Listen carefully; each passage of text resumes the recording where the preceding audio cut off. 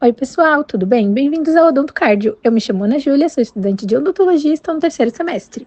O assunto de hoje são doenças cardiovasculares. Vamos falar um pouco sobre lipídios, a relação da doença cardiovascular com a odontologia, mais especificamente na periodontite. Para isso, trouxemos o periodontista André Luiz Dresch, que no final do nosso podcast vai responder uma série de perguntas que vai ajudar tanto nós quanto vocês aí de casa. Além do doutor, hoje também vamos ter as alunas de odontologia Andressa, Larissa, Marcela e Maitê. Elas também vão falar um pouquinho sobre o assunto com vocês, para a gente ter uma dinâmica bem legal e ninguém sair com dúvidas daqui. Vamos lá? Então, gente, entrando agora um pouco mais a fundo no caminho dos lipídios, né, ou gorduras, eles são aqueles compostos orgânicos que incluem aquelas famosas gorduras que são visíveis no nosso prato, mas também outros tipos de moléculas que têm funções vitais no nosso organismo. E quais seriam aquelas funções cruciais no nosso organismo? Vamos lá. Primeiro, que eles são uma das principais fontes de energia, né? E aí, além disso, os lipídios, eles ajudam na absorção de vitaminas, né? Aquelas vitaminas tipo A, D, E, K, enfim, que são fundamentais para nossa saúde. Outra função super importante é a estrutural, né? Porque as membranas das nossas células, elas são compostas principalmente por lipídios, que formam aquela camada dupla, que vai controlar a entrada e saída de substâncias, né? Eles também têm um papel isolante super importante, né? Ajudam a manter a temperatura do corpo, proteger órgãos internos contra choques e traumas também. Então, os lipídios, eles participam de várias partes muito importantes e cruciais do nosso corpo. Mas o lipídio não é unitário, né? Existe mais de um tipo deles. Isso, porque, ao contrário do que muita gente acredita, né, os lipídios, eles não são todos iguais. Inclusive, cada tipo tem as suas características e as suas funções específicas. Por exemplo, vamos começar com os triglicerídeos, que são a forma mais comum de gordura que a gente encontra no nosso corpo, né? Os triglicerídeos, eles são armazenados no tecido adiposo e são usados como reserva energética quando o corpo precisa de energia. Tem os fosfolipídios também, que são os principais componentes da membrana, né? Os esteroides, como o colesterol, por exemplo, para a produção de hormônios, né? Os ácidos biliares, vitamina D, enfim. E o que ocorreria se houvesse um desbalanço desses compostos? Então, em situações normais, quando o corpo ele precisa de energia, ele recorre para essas reservas de gorduras que são armazenadas nos nossos tecidos. Esse é um processo que ocorre principalmente nas células musculares e no nosso fígado. Só que, quando há um desequilíbrio na ingestão de lipídios, seja por excesso ou por deficiência, o nosso corpo ele pode vir a apresentar algumas consequências, né? Então, se a gente consome mais gordura do que é o necessário, o excesso ele pode ser armazenado como uma gordura visceral, levando a um aumento de peso, ao risco de doenças cardiovasculares super sérias também, por exemplo. Agora, se a ingestão de lipídio for muito baixa, o corpo ele pode ter dificuldades em absorver as vitaminas lipossolúveis. Aí isso pode resultar em deficiências nutricionais, por exemplo.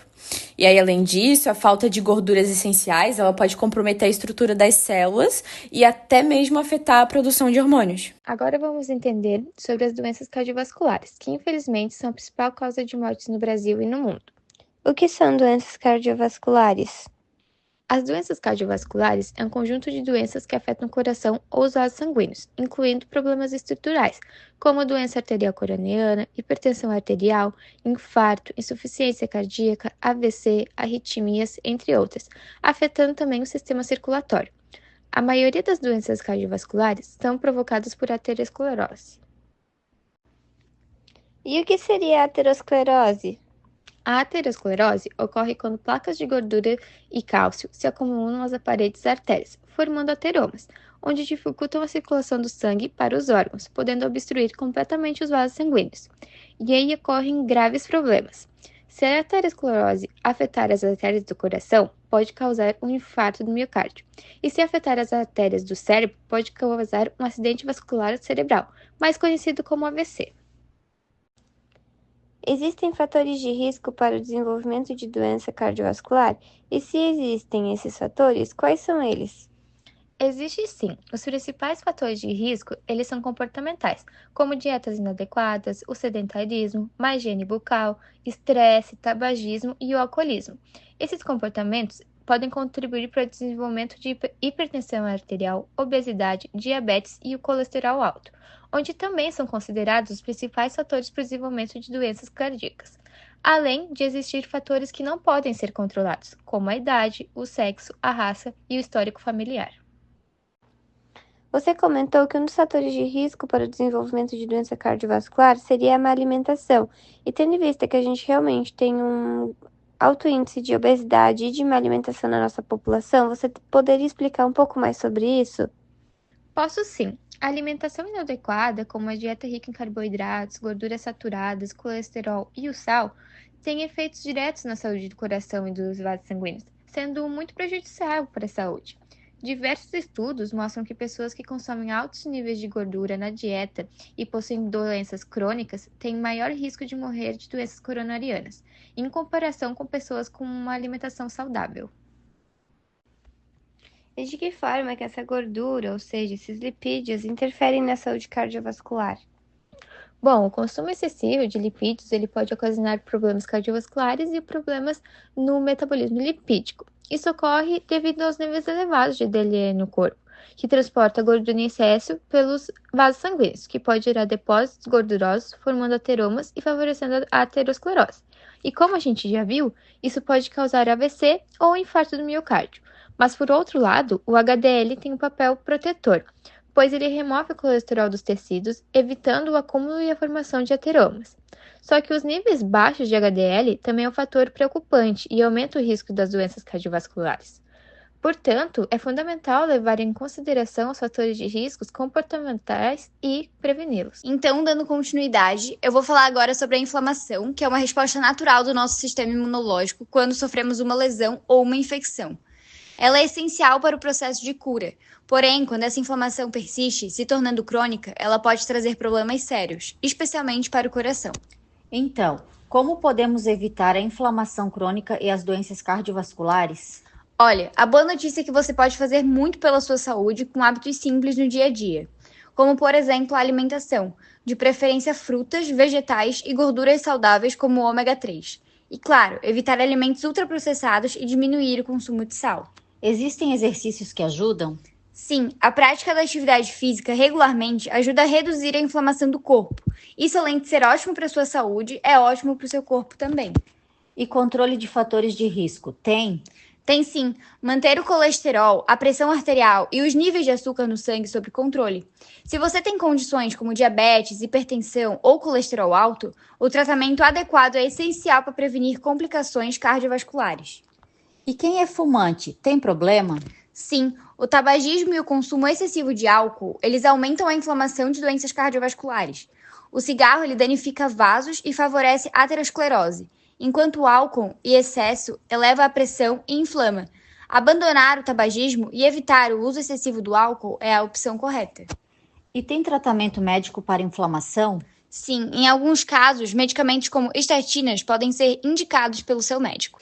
Você sabia que a higiene bucal pode influenciar na saúde do seu coração? Eu me chamo Andressa e hoje vou te mostrar dicas práticas de como prevenir a periodontite. Além de visitar regularmente ao dentista, o que é muito importante, com cuidados simples que começam dentro de casa, todos podem conseguir um sorriso saudável. Escove os dentes pelo menos 3 vezes ao dia após as principais refeições. A escovação deve ser suave, sem força excessiva para não danificar os dentes nem machucar as gengivas. Além disso, a língua também deve ser escovada, pois ela retém grande quantidade de bactérias que podem contribuir para infecções bucais. O uso do fio dental também é essencial, pois a escova não alcança os espaços entre os dentes, onde pode acumular bactérias e causar inflamação gengival. Portanto, uma rotina de higiene bucal adequada é importante tanto para evitar doenças bucais quanto para promover a saúde do coração, visto que doenças bucais podem aumentar o risco de problemas cardiovasculares devido à inflamação que as bactérias causam no corpo. Uma rotina de alimentação equilibrada e nutritiva também é muito importante. Inclua sempre alimentos anti-inflamatórios na sua dieta, como frutas vermelhas, chá verde e peixes ricos em ômega 3, como o salmão e a sardinha, que podem ajudar a reduzir os riscos de inflamações que contribuem para o acúmulo de placas de gordura nas artérias. Lembre-se também de manter um peso saudável, pois o excesso de peso, especialmente o acúmulo de gordura abdominal, está relacionado a níveis elevados de colesterol e triglicerídeos, além de aumentar o risco de hipertensão e doenças cardiovasculares.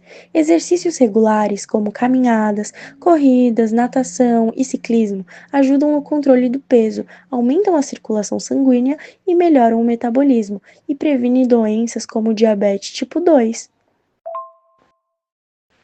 Você sabia que o estresse crônico pode afetar negativamente a saúde cardiovascular, elevando a pressão arterial e os níveis de colesterol?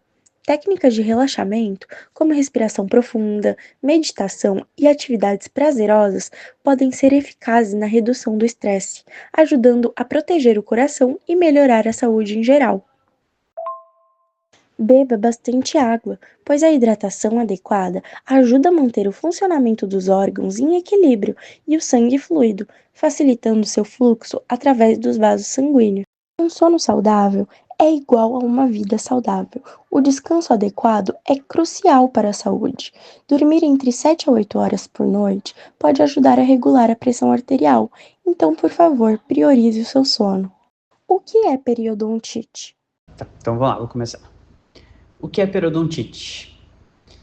Então, a periodontite ela é uma infecção, né, mais grave que acontece nos tecidos gengivais e ósseo, né, nos tecidos de sustentação dos dentes.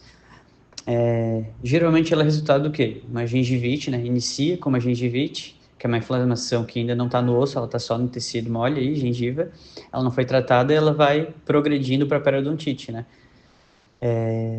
E ela vai causando o quê? Essa destruição do osso, dos ligamentos, e por isso que o dente ele começa a amolecer, tá?